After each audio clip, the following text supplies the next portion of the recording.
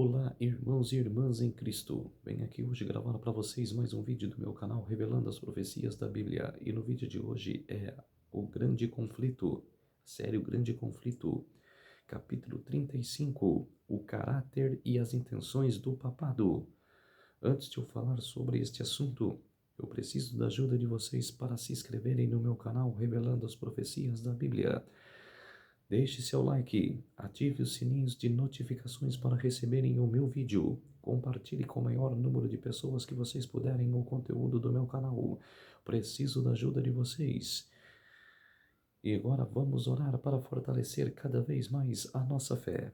Querido Deus e Pai, muito obrigado por este sábado do Senhor que começou ontem ao pôr do sol e que termina hoje ao pôr do sol. 24 horas de adoração e louvor. Por isso, meu Deus, fique comigo nesses minutos e segundos que o Senhor estará junto comigo. Faça-me de mim o seu servo, para que eu possa mostrar essas verdades a todas as pessoas, nações e línguas. Tudo isso agradeço e peço em nome do meu Salvador Jesus Cristo. Amém. Então vamos lá, povo de Deus. O caráter e as intenções do papado. O romanismo é agora considerado pelos protestantes com muito maior favor do que em anos passados.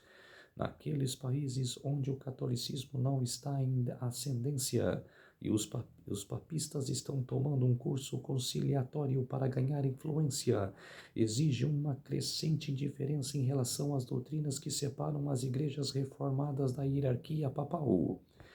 Está ganhando terreno a opinião que, após tudo, não diferimos tão amplamente sobre os pontos vitais como se supunha. Em uma pequena concessão, de nossa parte irá levar-nos a um melhor entendimento com Roma. Houve um tempo em que os protestantes estimavam altamente a liberdade de consciência comprada a tanto custo. Ensinavam aos seus filhos a aborrecer ao papado e sustentavam que procurar harmonia com Roma seria uma deslealdade para com Deus. Mas quão amplamente diferentes são os sentimentos expressados hoje. Os defensores do papado declaram que a igreja foi caluniada e o mundo protestante está inclinado a aceitar a declaração. Muitos sustêm que o injusto julgar a igreja de hoje pelas abominações e absurdos que marcaram seu domínio durante os séculos de ignorância e trevas. Desculpam sua horrível crueldade como resultado da barbárie da época e alegam que a influência da civilização moderna modificou seus sentimentos. Terão essas pessoas esquecido as pretensões de infabilidade sustentadas durante 800 anos por este arrogante poder? Longe de ser abandonada, esta declaração tem sido afirmada no século XX, com maior possibilidade que nunca antes. Como Roma afirma que a Igreja nunca errou nem jamais poderá errar, como pode ela renunciar aos princípios que mudaram seus cursos nas eras passadas? A Igreja Papal nunca abandonará sua pretensão à infabilidade. Tudo o que fez em sua perseguição aos que refutavam seus dogmas o mantém como certo, e não repartiria ela os mesmos atos fosse a oportunidade apresentada. Evolvem-se as medidas restritivas impostas na atualidade pelos governos seculares de Roma, e seja Roma instalada novamente em seu antigo poder, e haverá rapidamente um reavivamento de sua tirania e perseguição. É como se diz, está quase acontecendo, está às portas. Decreto dominical. Hora que impor o decreto dominical, o papado se estabelecerá de novo como na Idade Média. Por um curto período, mas como na Idade Média ele voltará ao poder perseguidor.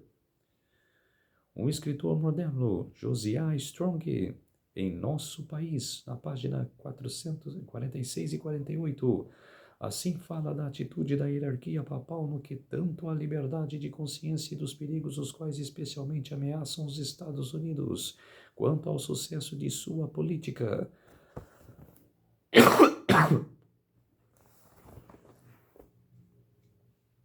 Existem muitos que estão dispostos a atribuir qualquer medo do catolicismo romano nos Estados Unidos ao fanatismo ou infantilidade. Os tais não veem nada no caráter e atitude do romanismo que seja hostil às nossas instituições livres, ou encontram nada extraordinário em seu crescimento. Permitamos-nos, então, primeiramente comparar alguns dos princípios fundamentais de nosso governo com aqueles da Igreja Católica. A Constituição dos Estados Unidos garante liberdade de consciência. Nada é mais caro ou fundamental. O Papa Pio VI, em sua carta encíclica de 15 de agosto... O Papa Pio VII, em sua carta encíclica de 15 de agosto de 1854, disse: as absurdas e errôneas doutrinas ou clamores em defesa da liberdade de consciência são o erro mais pestilento, uma peste que entre todas as outras deve ser mais temida em um Estado. O mesmo Papa, em sua carta encíclica de 8 de dezembro de 1864, anemetizou aqueles que defendem a liberdade de consciência e de culto religioso, e também os que declaram que a Igreja não pode empregar a força. O tom pacífico de Roma nos Estados Unidos não implica em uma mudança de coração. Ela é tolerante onde é impotente, diz o bispo O'Connor. A liberdade religiosa é meramente tolerada até a posição poder ser levada a efeito sem perigo para o mundo católico. O arcebispo de São Luís uma vez disse: a heresia e a descrença são crimes, e nos países cristãos como na Itália e na Espanha, por exemplo, onde todas as pessoas são católicas e onde a religião católica é uma parte essencial da lei do país, são elas punidas como os outros crimes.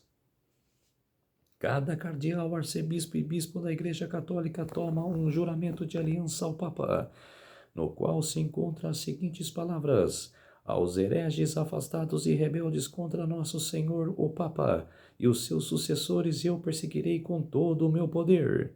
Or contra Dr. Josias Strong. Quer dizer, vocês viram que a aliança que eles fazem com o Papa de perseguir os cristãos? E ainda vocês defendem essa igreja? Se atentem bem. Quero ver qual denominação vocês estão. Se estão de denominação certa. É verdade que existem verdadeiros cristãos na comunhão da Igreja Católica. Milhares naquela igreja estão servindo a Deus de acordo com a melhor luz que têm. Não lhes tem sido permitido o acesso à sua palavra e, portanto, não discernem a verdade. Eles nunca viram um contraste entre um serviço vivo de coração e um círculo de meras cerimônias e formas. Deus vela com terna compaixão sobre estas almas educadas em uma fé que é enganadora e não satisfaz. Fará com que raios de luz penetrem as densas trevas que os rodeiam. Ele revela-lhe-á a verdade, como é em Jesus, e muitos ainda tomarão posição com seu povo. Mas o romanismo como sistema não está em harmonia com o Evangelho de Cristo, agora de que em qualquer período anterior de sua história. As igrejas protestantes estão em grandes trevas, pois o contrário discerniriam os sinais dos tempos. A Igreja de Roma tem os seus planos e maneiras de operação de longo alcance. Ela está empregando qualquer meio para estender sua influência e aumentar seu poder em preparação para um feroz e determinado conflito, para readquirir o controle do mundo, para novamente estabelecer a perseguição e para desfazer o que o protestantismo fez. O catolicismo está ganhando terreno em todos os lados. Observe a popularidade de seus colégios e seminários da América, tão amplamente patrocinados pelos protestantes. Observe o crescimento do ritualismo na Inglaterra e nas frequentes descrições para as fileiras dos católicos. Essas coisas deveriam despertar a ansiedade de todos os que prezam pelos puros princípios do Evangelho. Os protestantes têm se ocupado com isso e patrocinado o papado. Eles têm feito compromissos e concessões que os próprios papistas estão surpresos de ver e não podem compreender. Os homens estão cerrando seus olhos para o caráter real do romanismo e para os perigos de sua supremacia a serem vislumbrados. As pessoas precisam ser despertadas para resistir aos avanços destes mais perigoso inimigo da liberdade civil e religiosa. Muitos protestantes supõem que a religião católica não é atriviada e que o seu culto é um tedioso círculo de cerimônias sem significado. Aqui eles erram. Se bem que o romanismo se baseia no engano, não é em postura grosseira e deslegante. O culto da Igreja Romana é um cerimonial muito impressivo. Seus ritos solenes e ostentações mostradas fascinam os sentidos do povo e silenciam a voz da razão e da consciência. A vista é encantada. Igrejas magnificentes, procissões impotentes, altares de ouro, relicários de joias, pinturas selecionadas e esculturas primorosas apelam para o amor do belo. A música é inagualável. As notas graves do órgão de grandes tubos misturados com a melodia de muitas vozes, que ressoam por entre as elevadas cúpulas, corredores cheios de pilares de suas grandes catedrais, não podem deixar de impressionar as mentes com respeitoso temor e reverência.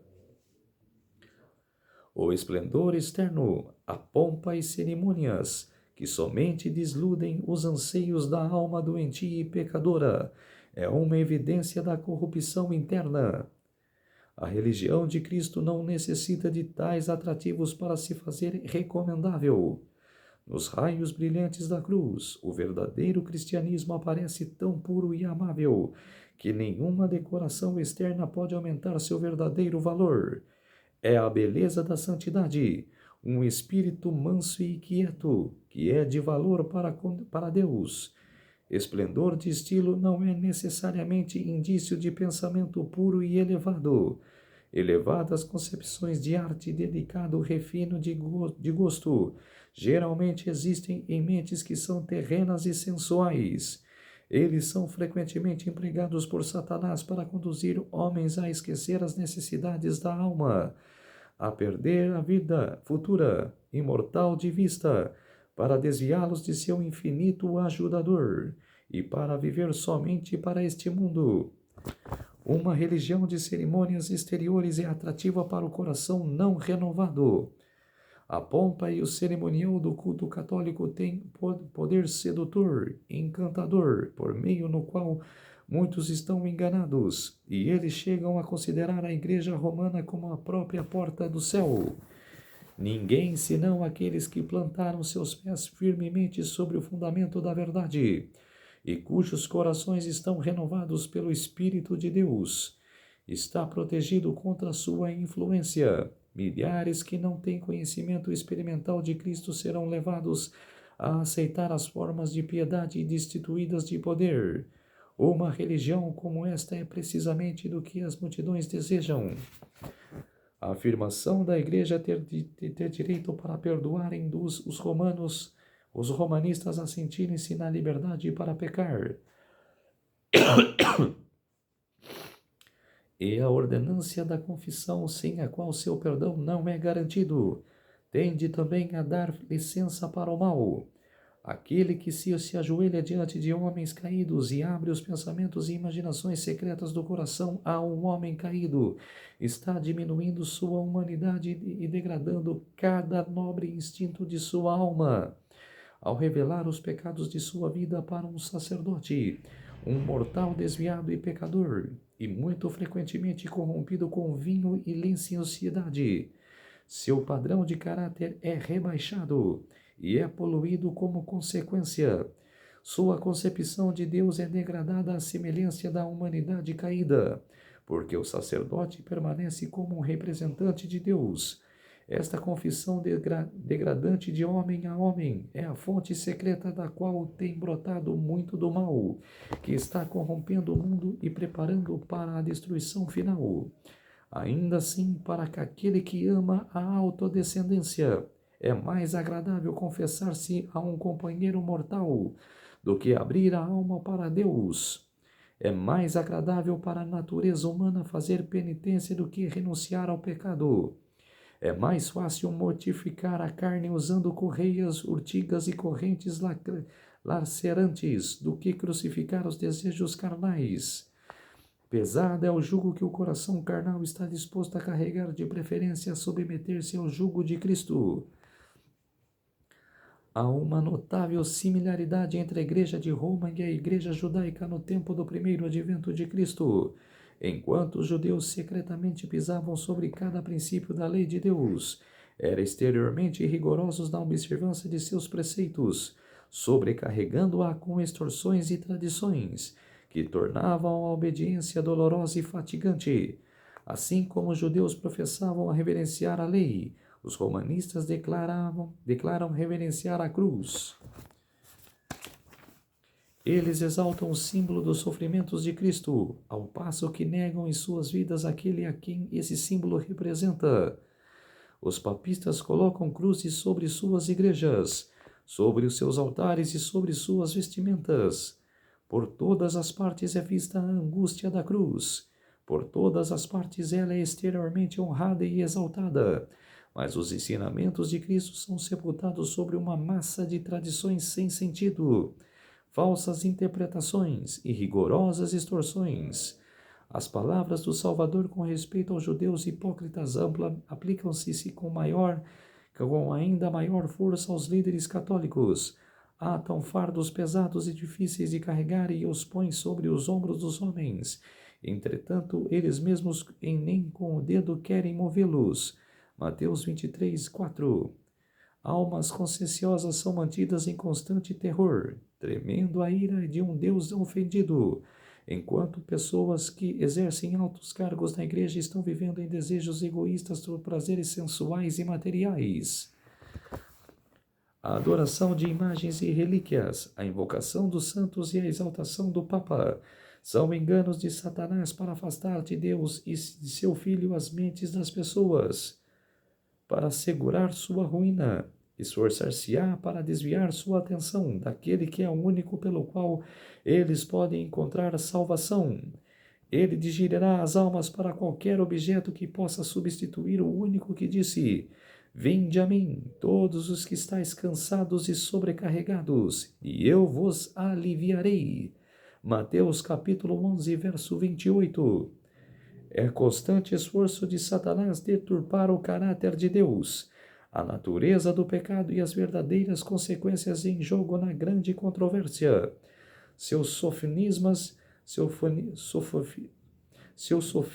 diminuem a obrigação da lei divina e dão ao homem licença para pecar. Ao mesmo tempo, os faz acariciar falsas concepções de Deus, de sorte que o olham com temor e ódio, ao invés de amor.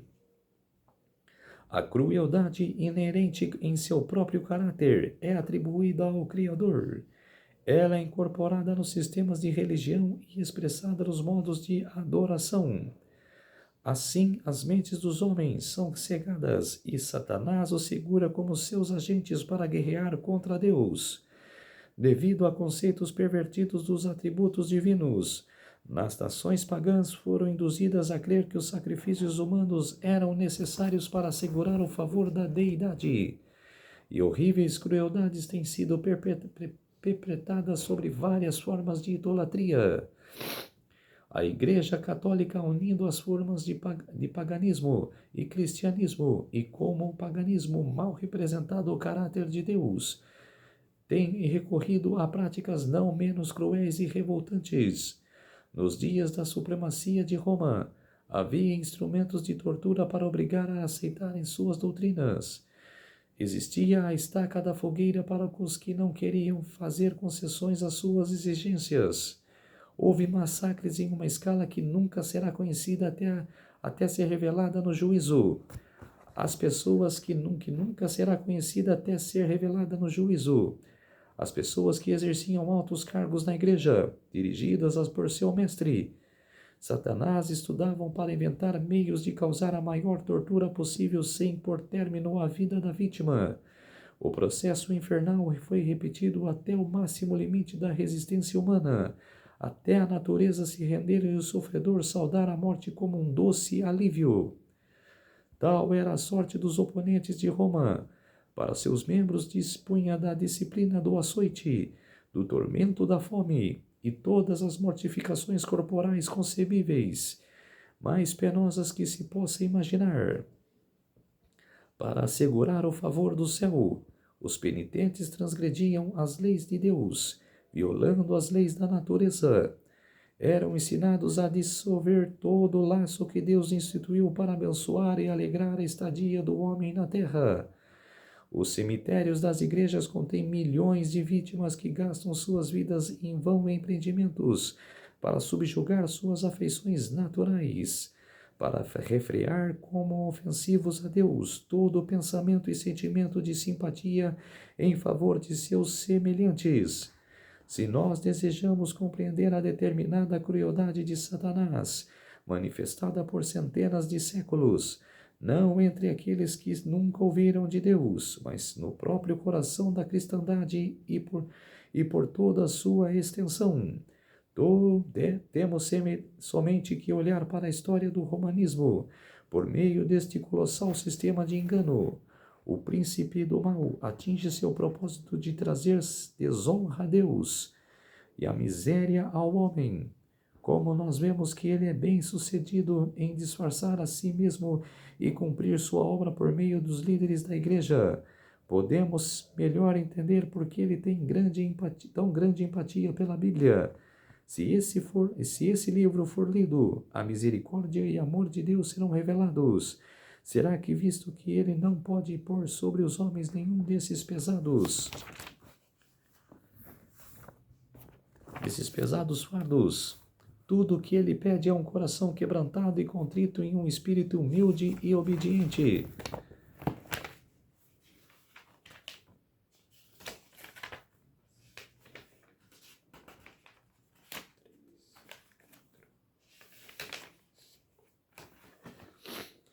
Cristo não deu nenhum exemplo em sua vida que incentive homens e mulheres trancarem em monastérios para se tornarem preparados para o céu. Ele nunca ensinou que o amor e simpatia devem ser reprimidos. O coração do Salvador superabundou com o amor. Quanto mais o homem se aproxima da perfeição moral, mais apuradas são suas sensibilidades, mais aguda é a sua percepção do pecado e mais profunda sua simpatia pelos aflitos. O Papa declara ser o vigário de Cristo, mas como seu caráter produz comparação com o Salvador? Nenhum. Ele não significa nada de comparar com Jesus, com Deus. Que era um mero ser humano. Que era blasfêmia ele comparar. Ou quem compara ele, que era com Deus, que era também causa blasfêmia. É culpado de blasfêmia. Foi Cristo sempre conhecido por transferir homens para a prisão ou tormento porque lhe represtam homenagem como Rei do céu. Quer dizer, jamais quem venera Cristo, venera a Deus, que adora a Deus, que nunca será preso. Que será preso por homens, que ímpios, que vão perseguir. Mas Deus mesmo não prende. Deus agracia os que adoram a Ele. Foi sua voz ouvida condenando à morte aqueles que não a aceitaram. Ele foi desprezado pelo povo da aldeia samaritana. O apóstolo João encheu com indignação e perguntou: Senhor, queres que mandemos descer fogo do céu para consumi-los como Elias o fez? Lucas capítulo 9, verso 54. Jesus olhou seus discípulos com piedade e reprovou seu espírito endurecido, dizendo: O Filho do Homem não veio para destruir as almas dos homens, mas para salvá-las. Lucas capítulo 9, verso 56. Quão diferente do espírito manifestado por Cristo é de seu professo vigário. A Igreja Católica agora apresenta uma face agradável ao mundo, cobrindo com seus discursos agradáveis seus registros de horríveis crueldades. Quer dizer, se o papado compara-se com Deus, por que ele perseguiu os cristãos na Idade Média? Matou mais de 100 milhões. Cara, Deus não mata, cara, os seus adoradores. E por que ele matou, cara, os cristãos? Quer dizer, é obra de Satanás. Cara, Satanás o carrega. Por isso que ele persegue. É só se atentar. É só prestar atenção na profecia. Se você adora a Deus, cara, você não vai morrer. Cara, Deus não te prende você. Cara, Deus não persegue você. Se atente.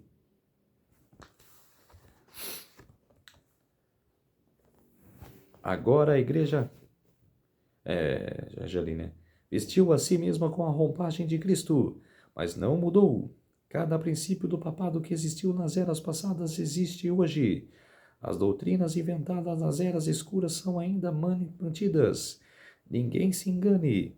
O papado que os protestantes estão agora tão dispostos a honrar é o mesmo que governou o mundo nos dias da Reforma, quando homens de Deus se levantaram com perigo de suas vidas por expor sua iniquidade.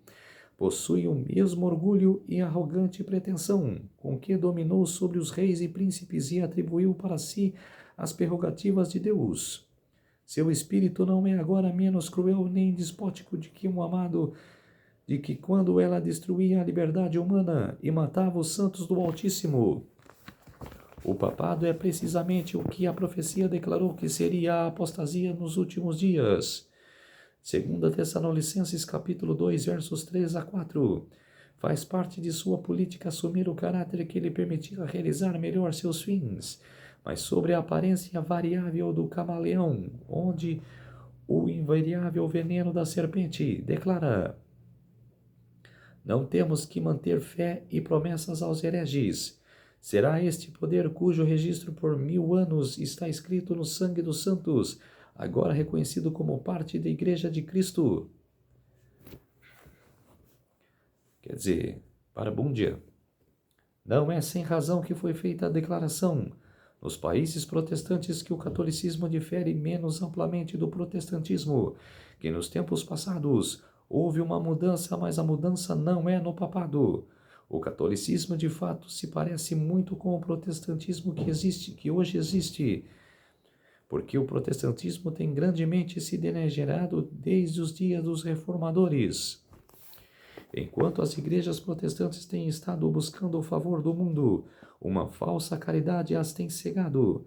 Acreditam que é justo pensar bem de todo o mal, e como resultado inevitável, finalmente pensarão mal de todo o bem. Em lugar de permanecer em defesa da fé, uma vez dada antigamente aos santos, estão agora, como parece, desculpando-se com Roma por sua opinião falta de caridade a seu respeito, implorando perdão por seu fanatismo. Uma grande classe, mesmo daqueles que não olham o romanismo com nenhum favor, compreendem pouco do perigo que advém de seu poder e influência. Muitos declaram que as trevas intelectuais e morais prevalentes durante a Idade Média favorecem a disseminação dos seus dogmas, superstições e opressão, que a maior inteligência dos tempos modernos, a difusão geral do conhecimento e a crescente liberdade em matérias de religião proíbem um reavivamento da intolerância e tirania. Mesmo o pensamento de que tal estado de coisas existirá nesta era iluminada e ridicularizado. E é verdade que grande luz intelectual, moral e religiosa está brilhando sobre esta geração. Nas páginas abertas à Santa Palavra de Deus, luz do céu tem sido derramada sobre o mundo, mas deve ser lembrado que quanto maior a luz concedida, maior as trevas daqueles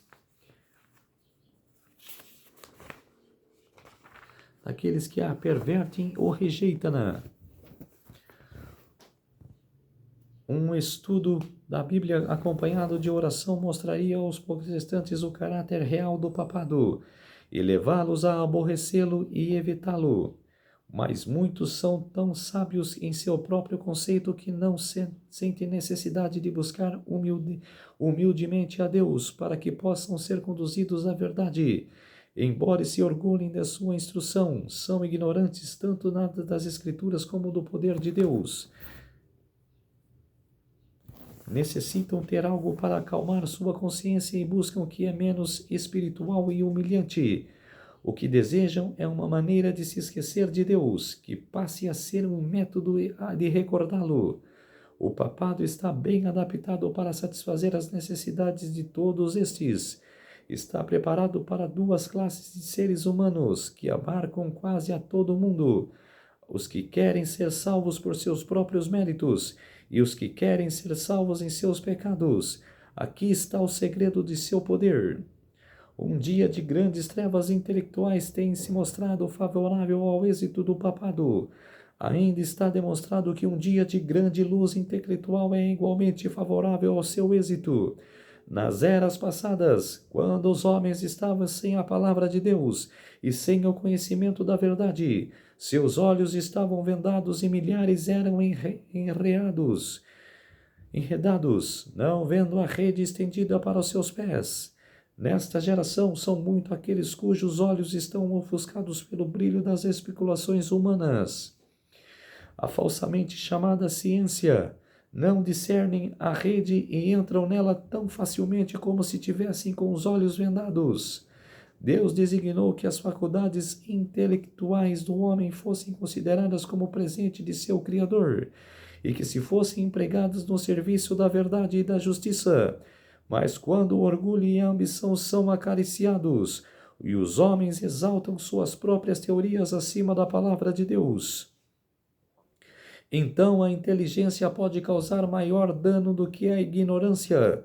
Assim, a falsa ciência do século XIX, que amina a fé na Bíblia, mostrar-se-ão tão eficaz em preparar o caminho para a aceitação do papado com suas formas agradáveis, quanto a retenção do conhecimento abriu o caminho para o seu engrandecimento na Idade Escura.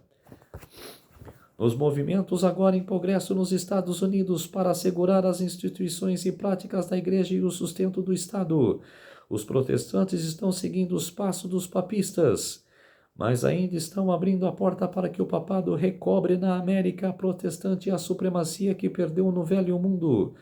E o que dá maior significado a este movimento é o fato de que o principal objeto contemplário é a imposição da observância do domingo, um costume originado com Roma, e que ela declara como ser como sinal de sua autoridade.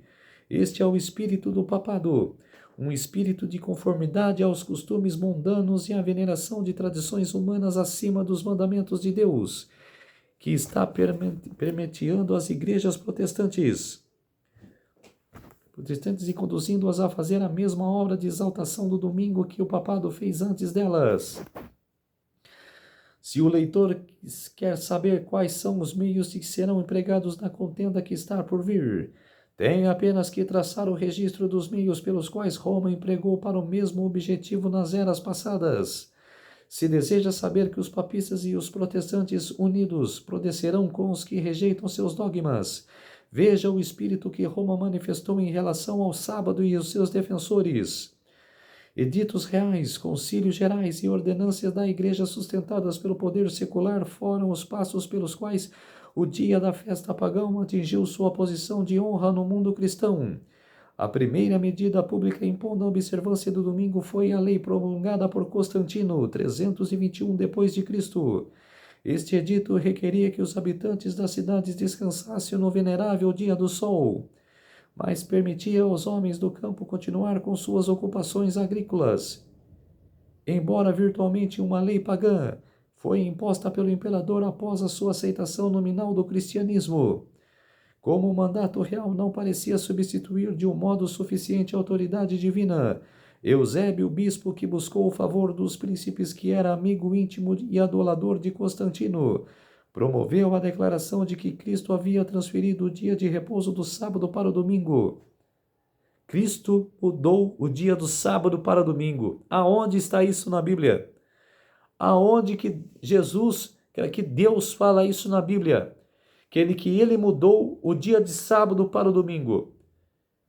Você, que ela pode botar nos comentários, se você acha na Bíblia Sagrada algum versículo, alguma palavra que fala que Deus mudou do sábado para o domingo. Quero você prove aqui nos comentários. Quero não tem. Não tem nenhuma passagem. Não tem. O que realmente está escrito que Jesus ressuscitou no terceiro dia, que foi no dia de domingo. Apenas isso. Ele não falou que era por causa de minha ressurreição, eu vou mudar o dia santo do sábado para o domingo. Não. Isso é uma blasfêmia.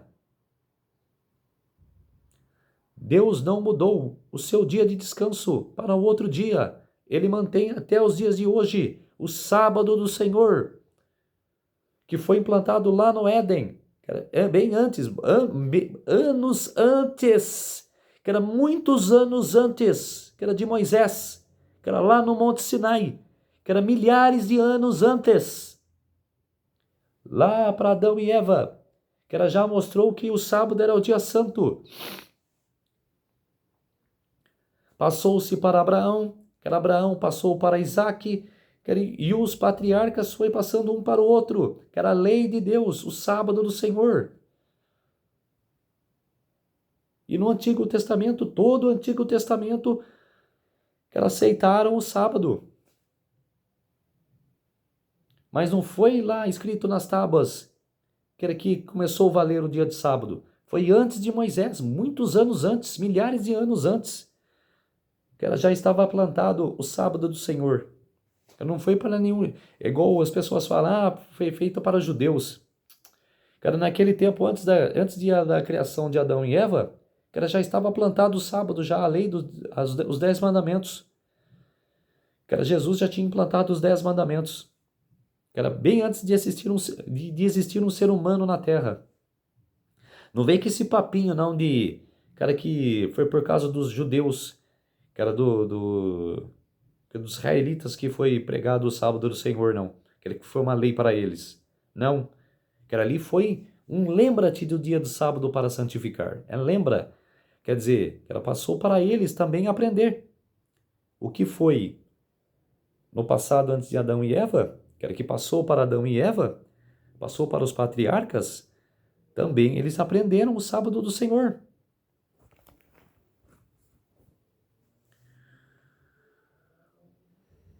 Nem mesmo um singelo testemunho das Escrituras foi produzido em prova da nova doutrina. Eusébio,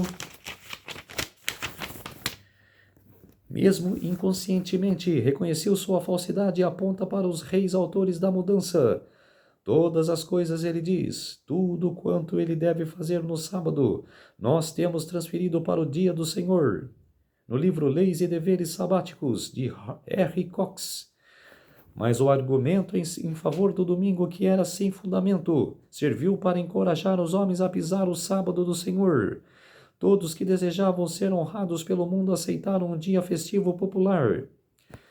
Quer dizer, na encíclica católica, guardar domingos e festas, sem fundamento. Assim que o papado se tornou firmemente estabelecido, a obra de exaltação do domingo foi continuada. Por um tempo as pessoas se ocupavam com os trabalhos da agricultura quando não assistiam à igreja, e o sétimo dia era ainda considerado como sábado. Mas calma e seguramente uma mudança foi efetuada. Proibiu-se os magistrados envolvidos no sagrado ofício da execução de juízo em qualquer controvérsia civil nos domingos. Pouco depois, todas as pessoas de qualquer classe foram ordenadas a se absterem do trabalho ordinário sob pena de multa para os homens livres e açoites no caso de servos. Mais tarde decretou-se que os ricos seriam castigados com a pedra da metade de seus bens, e finalmente, se insistissem em desobedecer, seriam tornados escravos. Os de classes inferiores deviam sofrer banimento perpétuo. Foi também recorrido aos milagres. Entre outras maravilhas relatadas, foi referida de um camponês que ia lavrar o campo no dia de domingo.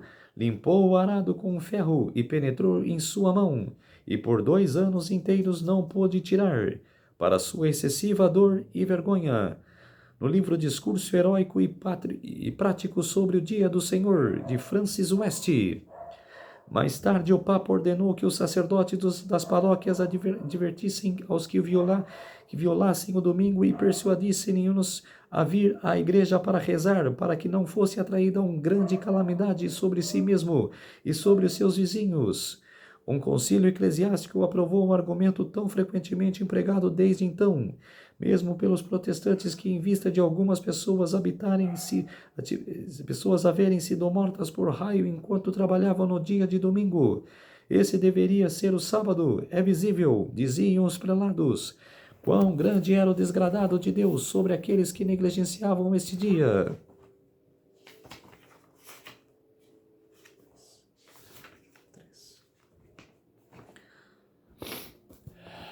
Foi então feito um apelo para que os sacerdotes e ministros, reis e príncipes e todos os fiéis fizessem tanto quanto lhes fosse possível, para que esse dia fosse restaurado à sua honra e para benefício da cristandade, fosse mais devotamente observado no tempo por vir. Diz no livro Discurso em 6 diálogos sobre o nome, noção e observância no dia do Senhor, de T. Morer.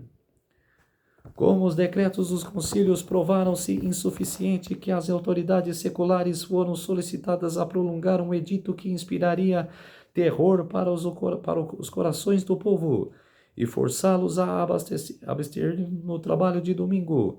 Em um concílio realizado em Roma, todas as decisões anteriores foram reafirmadas com maior força e solenidade. Elas foram também incorporadas na lei eclesiástica e impostas pelas autoridades civis em quase toda a cristandade, no livro História do Sábado de Erling. Apesar disso, a falta de autoridade bíblica em favor da observância do domingo originava não poucas dificuldades. O povo questionava o direito de seus ensinadores de derrubar a positiva declaração de Deus. O 7º dia é o sábado do Senhor Deus, para honrar o dia do sol, para suprir a falta do testemunho da Bíblia. Outros expedientes eram necessários. Um zelo advogado do domingo, que próximo do final do século XIX visitou as igrejas da Inglaterra, foi resistido por testemunhas fiéis da verdade. Esses e tão sem frutos foram seus esforços que ele abandonou o país por algum tempo, em busca de meios para reforçar seus ensinamentos. Quando regressou, a falta havia sido suprida e então teve maior êxito em seus labores. Trouxe consigo um rolo e apresentava como sendo de Deus mesmo, o qual continha a ordem necessária para a observância do domingo, com terríveis ameaças para testificar o desobediente.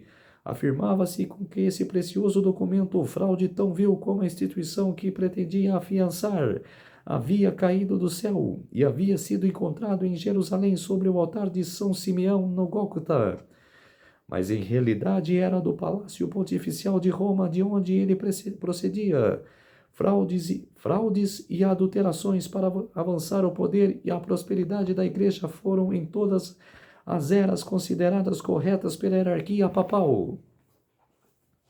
Só crueldade, só barbúndia, só erro. O rolo proibia trabalhar desde a hora 9, 3 horas da tarde de sábado, até o nascer do sol na segunda-feira, e sua autoridade foi declarada como sendo confirmada por muitos milagres. Dizia que pessoas que haviam trabalhado além da hora assinalada haviam sido atacadas de paralisia.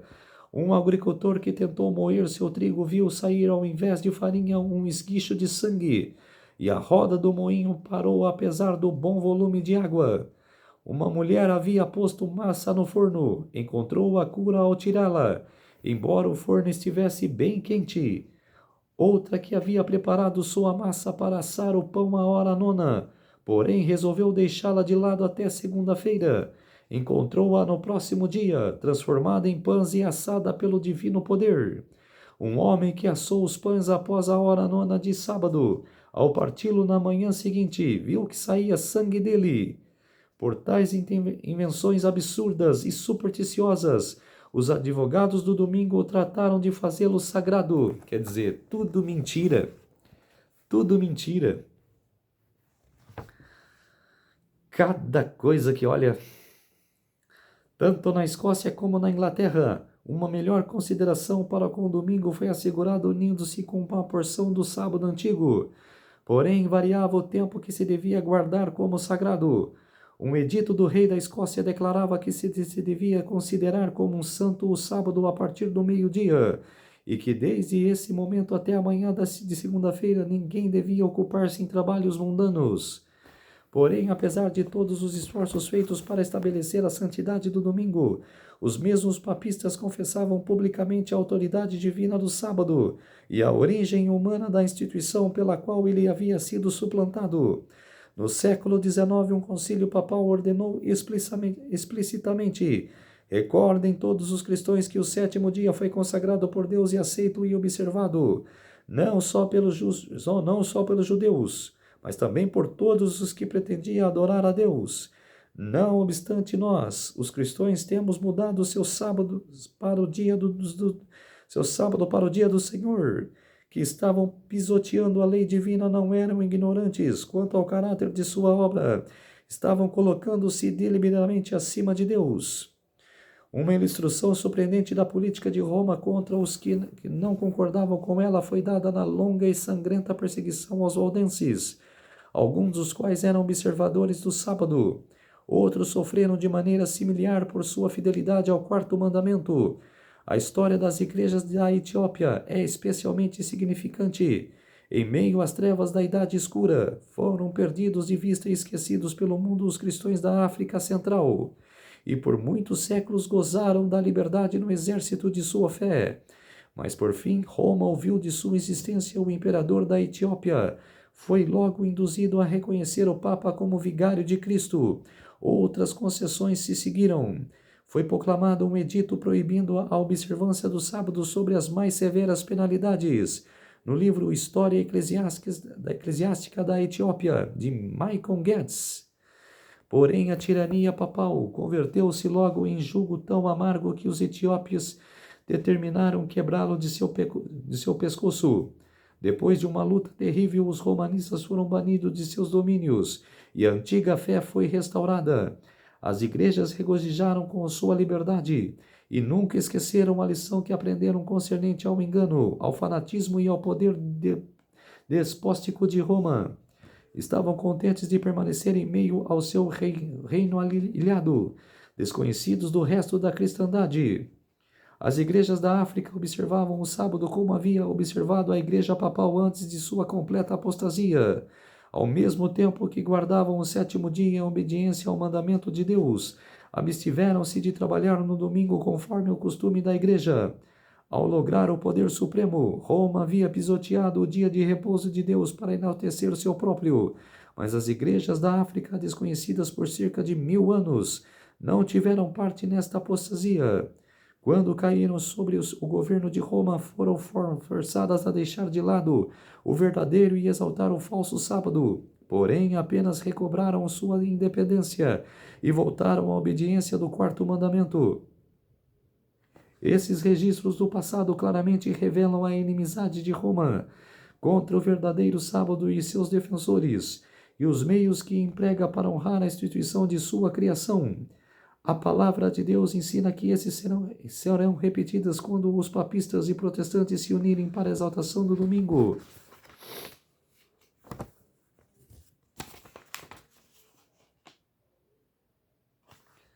A profecia de Apocalipse 13 declara que o poder representado pela besta de chifres semelhantes aos de cordeiro faria que a terra e os que nela habitam adorassem o papado, aqui simbolizado pela besta semelhante a um leopardo.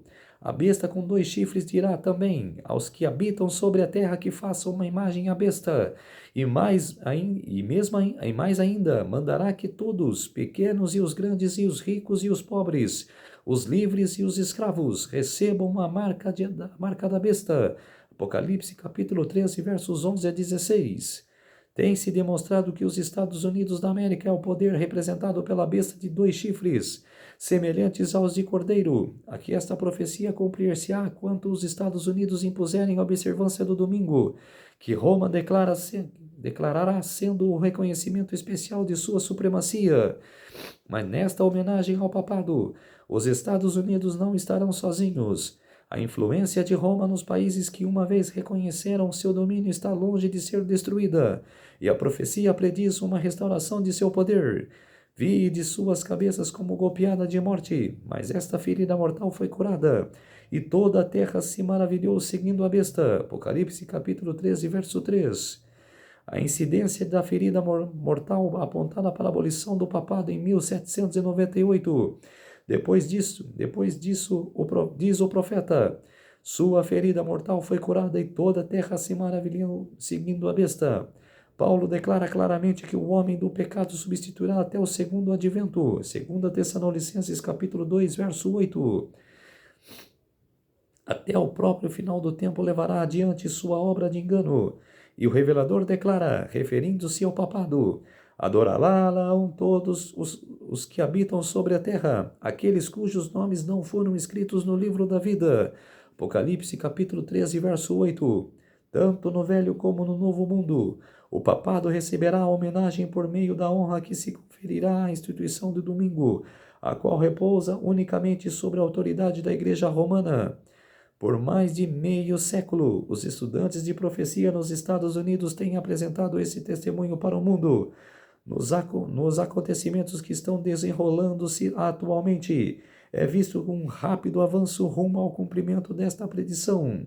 Com os protestantes está mesmo o clamor de autoridade divina para a observância do domingo e a mesma falta de evidências escurísticas que há nos dirigentes papais, que fabricam milagres para suprir o lugar de um mandamento de Deus. A asserção de que os juízos de Deus são visitados sobre os homens por sua violação do repouso dominical será repetida, já que está declarando isso hoje. É um movimento para impor a observância do domingo está rapidamente ganhando terreno. Maravilhosa em sua astúcia e perspicácia a Igreja Romana. Pode ler o futuro, agrada seu tempo, vendo que as igrejas protestantes estão lhe rendendo homenagem na aceitação do falso sábado e que elas estão se preparando para impô-los por meios que ela mesma empregou nos dias passados. Aqueles que rejeitam a luz da verdade ainda buscarão a ajuda deste poder que se intitula infalível, para exaltar uma instituição que se originou com ela. Não é difícil de conjecturar quão prontamente ele virá para ajudar os protestantes nesse trabalho. Quem entende melhor que os líderes papais como proceder com que os desobedientes à igreja? A Igreja Romana, com todas as suas ramificações através do mundo, forma uma vasta organização sob o controle da vista papal destinada a servir seus interesses. Seus milhões de adeptos em cada país do globo são instruídos a se considerarem como unidos em aliança com o Papa. Seja qual for a nacionalidade ou seu governo, devem considerar a autoridade da Igreja como acima de todos os demais, ainda que possam tomar juramento prometido fidelidade ao Estado. Atrás deste jaz o voto de obediência a Roma, absolvendo-os de qualquer promessa contrária aos seus interesses. Os protestantes pouco sabem o que estão fazendo quando se propõem a aceitar o auxílio de Roma na obra da exaltação do domingo.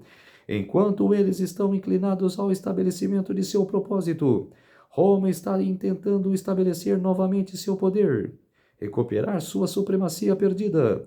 Deixa a história testificar de seus ambiciosos e persistentes esforços para se intrometer nos assuntos das nações.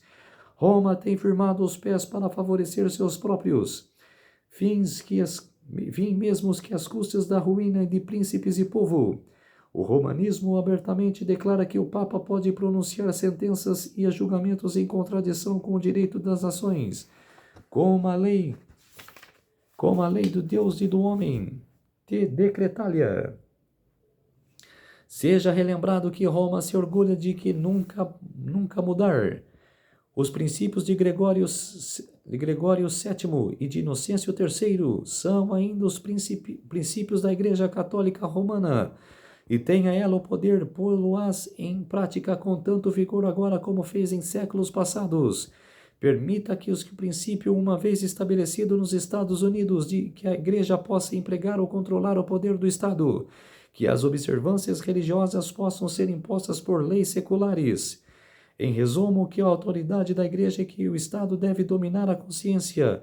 O triunfo de Roma neste país está assegurado. A palavra de Deus tem dado o aviso iminente perigo. Seja ela estendendo e o mundo protestante aprendê-la quais são os verdadeiros propósitos de Roma somente quando for tarde demais para escapar da armadilha. Ela está silenciosamente crescendo em poder. Suas doutrinas estão exercendo sua influência nos átrios legislativos, nas igrejas e nos corações dos homens. Está edificando suas altas e macias estruturas nos secretos recessos nos quais as perseguições do passado serão repetidas. Oculta e insuspeitadamente, ela está aumentando suas forças para alcançar seus próprios fins quando vier o tempo para dar o golpe. Tudo o que ela deseja é uma oportunidade e está já lhe sendo dada.